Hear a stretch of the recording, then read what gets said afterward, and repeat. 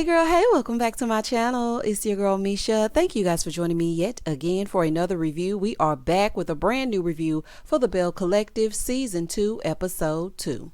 If you are new here, then welcome. I give lighthearted reviews with a little bit of laughter and a little bit of shade and a whole lot of detail. If you're back for a second or third time, then welcome back. Y'all, please don't hesitate to like, comment, and subscribe to the channel if you get anything out of the content. Now, child, let's get into it if we gonna get into it. When the episode first opens up, Latisha is still hollering at Glenn with his matching shirt on, okay? And she's asking him if it's his baby. Is this your baby or not? He's sitting there looking guilty, okay? He said no. He's like, if it was my baby, you don't think I'd be on child support? I don't know. Because some women just don't want to deal with you, period. Okay, that don't mean it ain't your baby. And how we know you ain't on child support? Honey, I don't trust nothing about you. She was like, don't you feel like that's something that I would need to know? In her confessional, she was like, I don't believe him because he's a great liar. Obviously, because the child is 8 years old, allegedly. And he was like, yeah, I reached out to her to get a DNA test throughout the years. That's enough to never return for me. Okay? You even thinking you have a child out there, which means that you laid down and had sex raw with somebody without wearing a condom. That's enough for me. So she's like, well, don't you think this is something that I needed to know? Why you didn't tell me? Like, I knew about the cheating, but I didn't know about the baby. So she feels like he should have shared that with her. And me, quite frankly, even if he did share it, you still need to be scooting on down the Mississippi streets. So she's pouring her heart out to him and wondering if he is doing this because he thought she would never leave him. And she's like, did you not think I would wake up one day? Well, Latisha, are you woke, sis? Because last episode, you said that you was going to help take care of the baby. So, I mean, are you woke? Open your eyes up. You're saying that you woke, but I want you to be really woke. I'm speaking directly to you, Latisha. So he being a typical cheater, honey, you know how they like to do. He's like, I'm sorry. I need you home. Sir, you're only sorry you got caught. Shout out to Rihanna. Okay, you put on quite a show. Very entertaining, but it's over now. Go on and take a bow. Honey, get the hell on, Glenn, because you're not sorry. You're only saying that because she's right here in front of you and you want her to get back to the house and help you split them bills, honey, and you ain't fooling me. So I'm trying to figure out why they're talking about all this right now. Like, the child is older. So it's making me think, like, is this real? Because I would think by now you would have heard about it. You would have had a conversation about DNA. Like something. So it's just so crazy that as soon as this show starts, all of a sudden this alleged baby comes out. So in the confessional, he's like, I not only lost my wife, I lost my counselor, my best friend, my confidant. I lost my oxygen. Your counselor? No, you need a counselor, a professional one, and not your oxygen. Tell me how I'm supposed to breathe with no air. I don't know, Jordan Sparks. How are you? This just tripped me out. Men trip me out.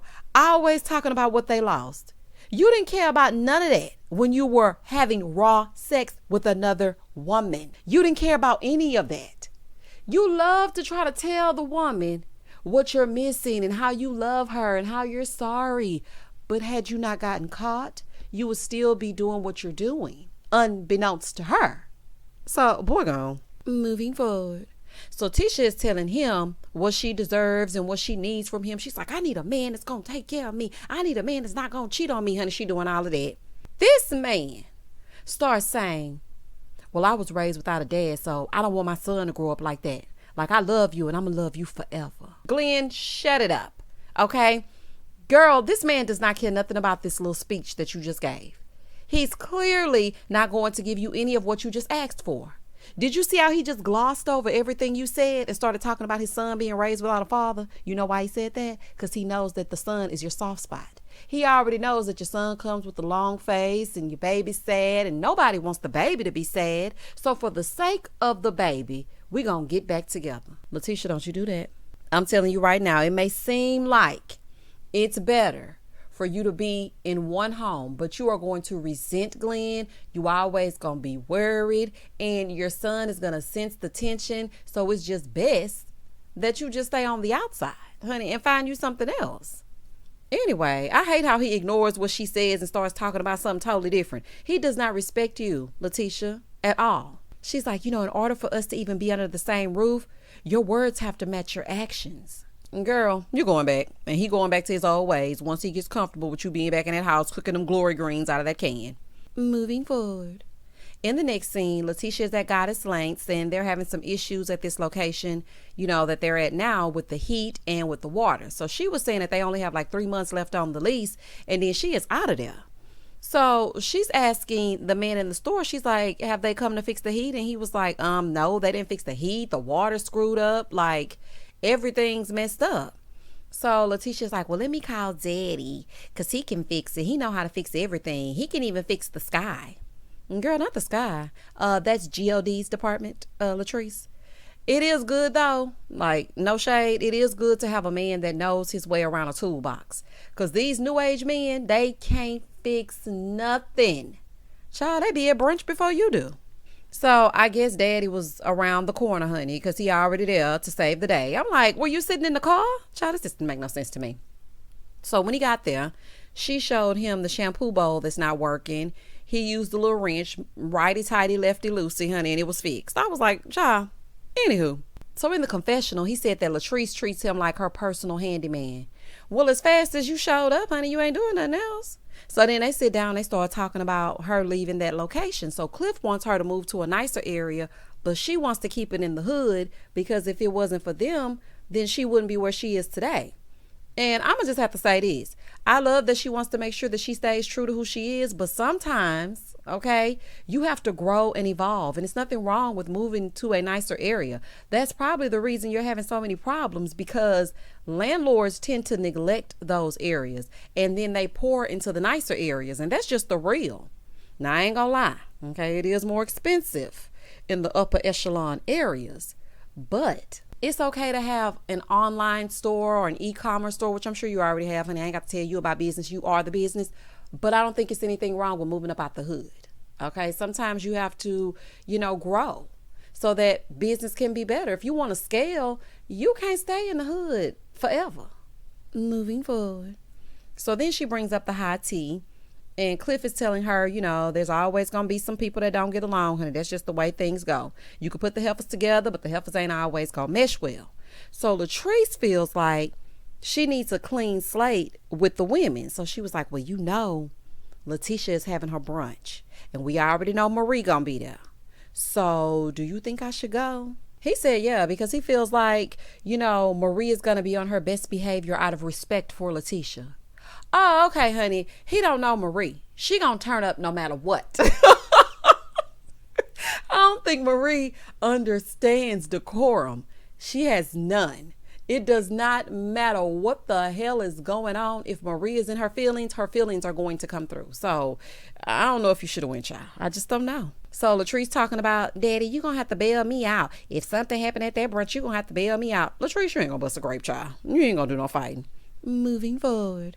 In the next scene, Latisha and Marie in this George Washington blonde wig, they're going to meet Tambria to be introduced to her friend Ikeshia. Marie, please take off this wig and go back to your black signature finger waves, because 7 years ago.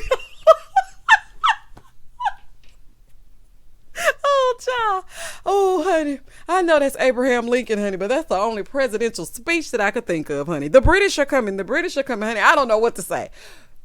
Marie, take that wig off. Do you hear me? I know you're going through some things. And sometimes when you're going through some things, your hair goes through some things as well. But Marie, the way I hate this wig, y'all. Oh, if it's one thing a Carlos King production is going to give me, it's going to give me a wig. Not only Carlos King, honey, but the OWN network itself. Oh, child, this is a whole fool. So Marie and Latisha, while they're waiting, they start talking about how hard things are since, Jerez's son lost his mom. So Latisha is telling her, listen, if you need me, I'm down for you no matter what, no matter the time of day, anything. If you need something, then I got you. So then they start talking about what's going on with her and Glenn. So Marie was like, Latisha, have you outgrown your husband? She was like, I feel like I have definitely outgrown him mentally, because he's still treating me like when we were 17 and I'm not that girl anymore. I am a grown woman. And I do feel like she's outgrown Glenn. Like, not only mentally, but I mean, in other ways as well. Like I expressed last episode, Glenn is still stuck in the early 2000s. This is 2022. Sir. So Latisha is like, he's saying he wants me, he missed me, he want me to come back home, but I just don't trust what he's saying. Don't fall for it, honey. They always do that. And don't get me wrong, I like texts from my exes when they want a second chance. Shout out to Cardi B. We all love a man to chase us. But why we got to go through suffrage in order to get to the good part? No. Okay? Absolutely not. If he didn't know how to act then, he's not going to know how to act now. This is only to lure you back home, girl. He don't give a damn. Don't fall for it. So Marie was like, I can definitely relate to her because Cedric cheated on me for years. Girl, how you let Cedric get away with cheating on you? Oh, no, ma'am, honey. So she was like, it was tough, but, you have to know your worth and walk away from the situation. So then Tambria and Ikeshia, they're coming. And they're coming because she wants to put a business on Ferris Street. So Ikeshia shows up and she lets us know that she is the queen of Jackson, Mississippi. Her husband is Willie Clone. He played 10 seasons in the NFL. She said that they are Jackson royalty. So she's telling us that her legacy goes all the way back. Her father, her grandfather were music educators. So then she tells us that she owns lands and buildings on Ferris Street. So if she can't bring it back, nobody can. So Tambria, you mean to tell me you had Ikeshia in your back pocket all this time and we had to hear Latisha talk about Ferris Street this and Ferris Street that and we could have got Ferris Street up and running season 1? Child, you're doing all that loud talking, but you brought her now, so it's okay. It's okay. I'm going to give you a little bit of grace. So she sits down and she's talking to the ladies, right? And she's telling them that her husband wanted to open up a restaurant, so they opened a restaurant in the Bronx because that's where he's from. But she felt like she wanted to bring something back to Jackson. So that's why they're there. So Marie was like, yeah, in her confessional, my first impression of Ikeshia is she's warm, she's talkative. She's like, yeah, but you got to kind of keep an eye on the ones with the light eyes. Marie, I am from the South and I ain't never heard that. Not you got to keep an eye on the ones with the light eyes. What the eye color got to do with it? Girl.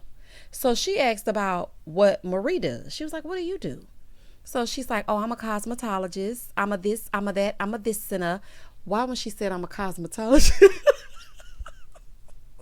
Oh, Ikeshia. When she said I'm a cosmetologist, why Ikeshia looked up at Marie's head? I said, child, it be your own George Washington wig, honey. Oh, this is a fool. She's like, and I'm also about to open a methadone clinic. Until you take that wig off, Marie, do not mention cosmetologist again. Okay? Now let's continue. So when she mentioned the clinic, Ikeshia's like, oh, I have a family member that opened an addiction clinic.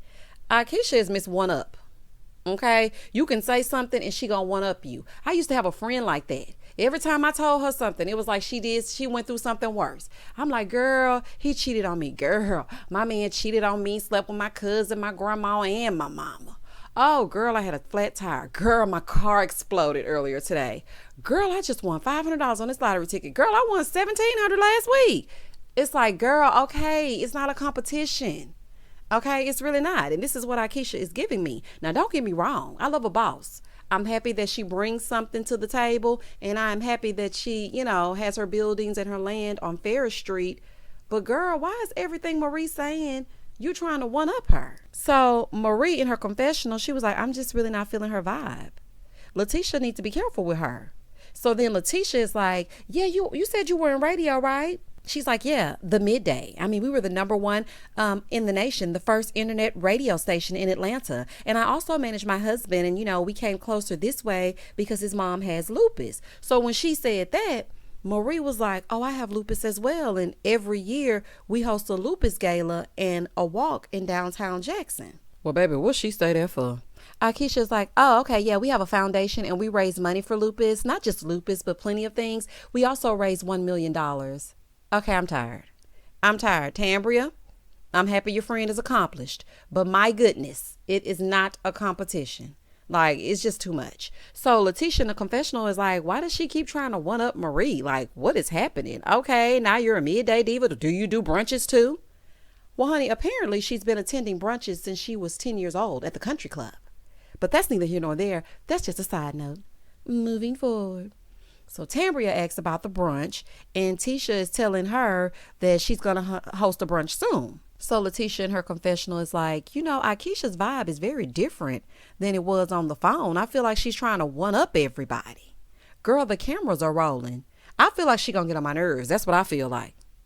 In the next scene, Marie and her mom are having lunch, and she tells us that they're rebuilding their relationship. She said her mom was, on drugs and has been since she was 8 years old.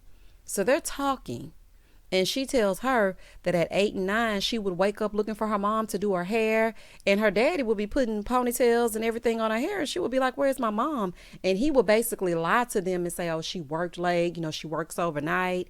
And one day he just couldn't hide it anymore. He had to tell her and her brother. So she was saying that, she really started to understand what her mom was going through a year ago after she added a substance abuse chapter to her agency. Because, she has that mental health agency. So her mom told her, since I've been back with you and you've been back in my life, everything has just been so good. Like I hit a few bumps, but I'm just not nearly as bad as I used to be. So Marie was like, let me just ask you a question, okay? So you came in the house, you had a black eye, and you look like you had been into it. Like, tell me the truth.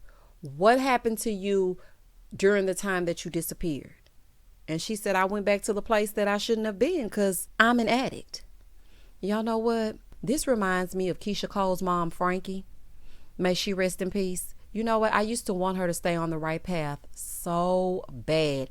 And I met Frankie a few times, and she was always so genuine, so sweet, so nice. And just to see her just be addicted to this substance and unable to control it, it was just hurtful. And that's what this is reminding me of. And I'm really hurting for Marie for real. Like, I don't know how that feels, but no matter what, at the end of the day, that's your mama. And a child, no matter the age, they gonna love their mama. You only get one. So I'm just hoping she can get clean and stay clean, because this is just too much. So Marie is trying to tell her that her and her brother feel bad when she keeps going back to the hood. She was like, I take you out the hood and you go right back. She was like, that's because I'm an addict. And at least she was being transparent about it. But I feel like maybe she needs to go into some kind of rehab or some kind of something just to help her. And she said, part of her wants to change and the other part is just who she is. In the next scene, it's the day of Latisha's brunch. Child, it's about to go down. So the decor looks nice. Now, mind y'all, I think the decor looks fine. Okay. Marie says that she's not up for the brunch, but she's attending to support Latisha. Okay. Now, y'all keep that in mind. Ikeshia walks in with the shade. She's like, oh, hey, girl. Oh, I thought this was a big brunch. I was expecting tables everywhere. Like, I thought I was going to walk into the who's of Mississippi, not 7 or 8 people. Well, if you were going to walk into the who's who of Mississippi, were you going to come with that ponytail holder on? It's giving tacky. Oh, you were? Oh, okay. Girl. Anywho, I hate how they shade this lady's brunch every time. If y'all don't want to come, then don't come. Like, you know what? I would have to tell Carlos, listen, I'm not subjecting my brunches to this show. Okay? Because every time some foolishness go on, y'all get to bring these heifers over here shading my brunch. Antoinette did the same thing last season. I feel like Ikeshia just thinks she's better than. That's what I think. So then Sophia arrives, aka So Gucci. I'm going to be referring to her as Sophia over on this channel because So Gucci just sounds so hood. So then Latrice walks in. Hey, girl. And Marie was like, my whole vibe just changed once Latrice walked in. So Marie is down there guzzling this water, y'all, like a fish. Every 2 seconds.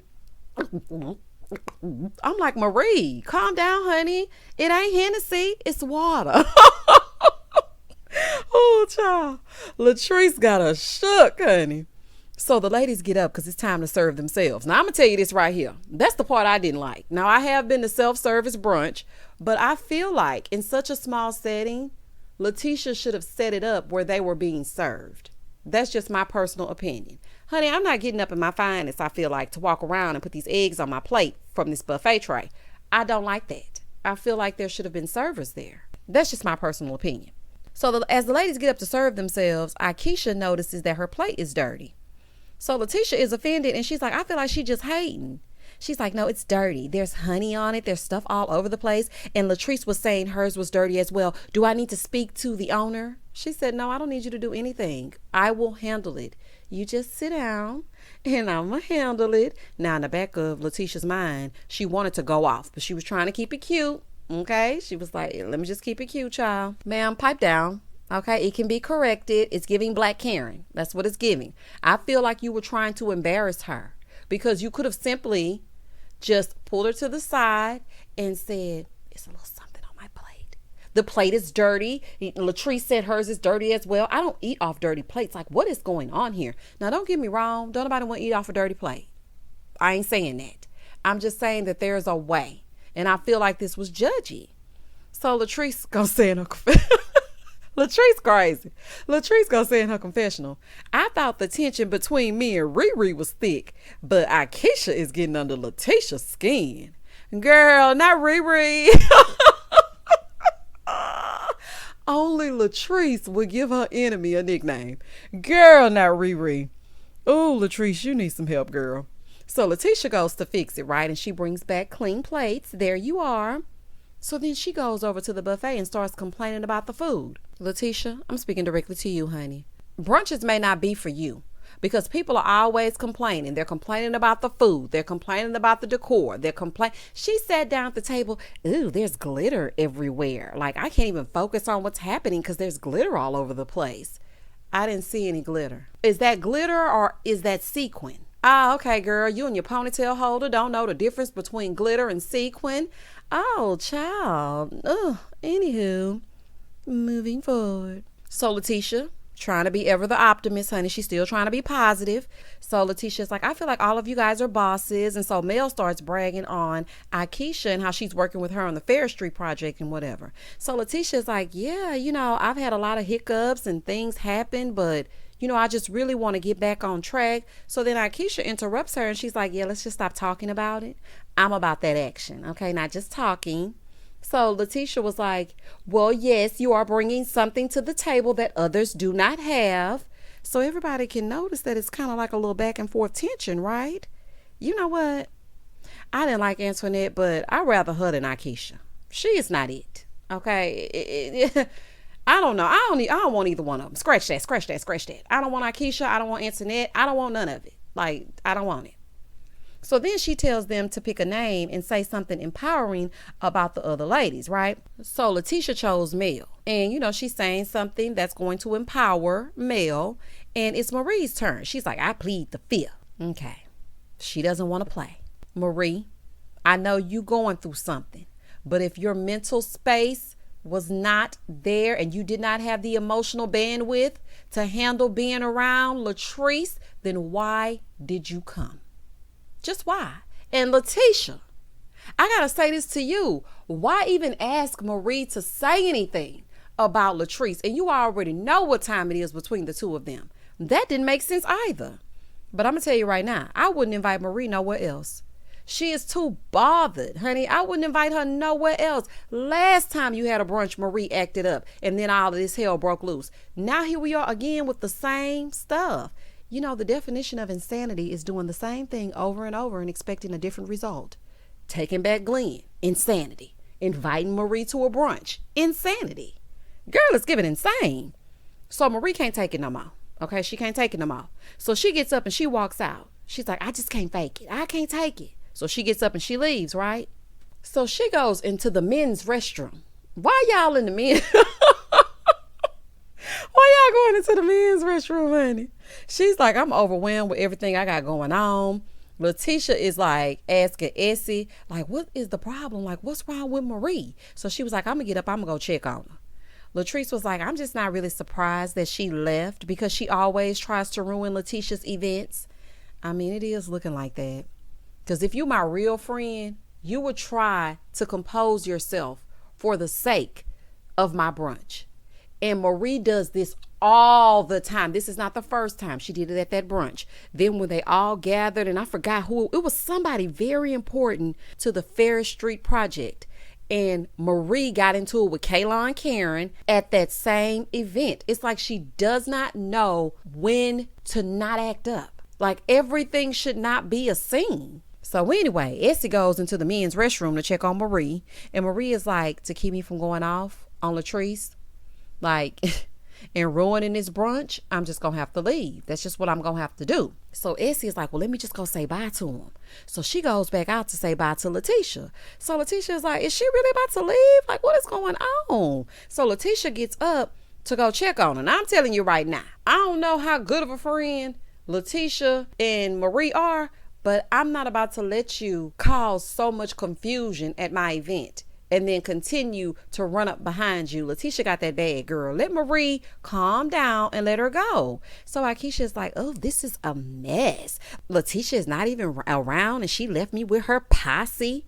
Girl, shut up. Shut up. She was like, this is the worst thing I've ever been to. I ain't never been to nothing like this. I am pretty sure that y'all have been to things where people have gotten into it before. Please stop acting like you're above all the drama. Girl, you'll be fine. This is reality TV. This is what goes on, honey. You were judging from the start. You were looking for a problem as soon as you walked in, critiquing everything. Very critical. Little judgy boots. So in the men's restroom, Marie and Tisha are loudly arguing. I'm talking about they going at it. She was like, why are you gonna leave? Why are you gonna leave? So they getting louder and louder. So Tisha's like, you ain't leaving, you my friend. Baby, well, what she say that for? Baby, the hometown friends jumped up like, this ain't Phaedra.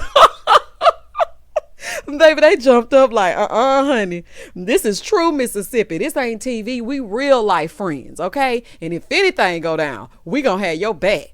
So, child, you know, Ikeshia over there clutching her pearls with her ponytail holder on the side. I'm like, oh, child, this is a mess. This is so embarrassing, honey. I personally would have let Marie go because you have guests. Like, if she's uncomfortable, it's best for her to leave. Latisha, sometimes you gotta know when to hold them and know when to fold them, honey. If she wanted to go, then allow her to leave. Not everybody standing outside the door. Tambria got up because everybody trying to figure out, why are y'all yelling like this? Now, while they in the men's restroom acting up, Latrice has now decided to take her position at the head of said table. Baby, Latrice is eating this up. Latisha, this is foolishness, honey. So Marie was like, I lost clients behind what Latrice did. This is my thing. Marie, do you have concrete evidence that Latrice was involved with this? Like, that's what I want to know. You need the receipts in order to actually be so upset, because I don't know if she actually did that. And Latisha, why are you begging her to stay? She wants to leave, let her leave. I just don't think you should have put these two together so soon, especially if you know how Marie feels about her. She doesn't know how to regulate her emotions yet. So I don't think you should have done that. So Essie is over talking to Latrice. And so Latisha walks up and she's like, can you please just come in here and talk to Marie? Latisha, why do you think that's a good idea? That is about the dumbest. Latisha, that is dumb. Girl, that don't make no sense. So Latrice was like, no. She was like, please just do me this one favor. The one favor of the year. Just please do this for me. So, you know, Latisha got such a sweetheart, child. How can you say no? So Latrice was like, girl, I'm going to talk to her for like 2 minutes, honey, just for you. Let's get in this restroom and talk. To be continued. Baby, ain't no way. You need to bring them in an enclosed space. A real tight space while Marie is this height. Girl, that's a recipe for disaster. And Latrice, you better than me, honey, because I would not have gone in that restroom, honey. I don't care about no one wish. Shout out to Ray J. I don't care if it's a genie in a bottle and one wish for the day. I'm not giving you nothing. I'm not going in there with Marie. She too amped right now. And she liable to pop off and then it's going to be on. So therefore, and thus and such, it's a hell no. And that was the end of the episode. Child, y'all comment down below and tell me exactly what you thought about the Belle Collective episode 2. Okay, Belle Collective. Okay. It's much better than season 1. Me, personally, I did not care for season 1. It seemed like they were always staring into the camera and they were acting, and it's a little bit of acting. It's a little bit of production going on, but I feel like they feel more comfortable now than they did season 1. So I like it a little bit better. It's a little bit more organic. Child, I will catch y'all on the flip side. Comment down below and tell me exactly what you thought. Please don't hesitate to like, comment, and subscribe to the channel. And as always, stay safe, stay blessed, spread love, not germs. Peace.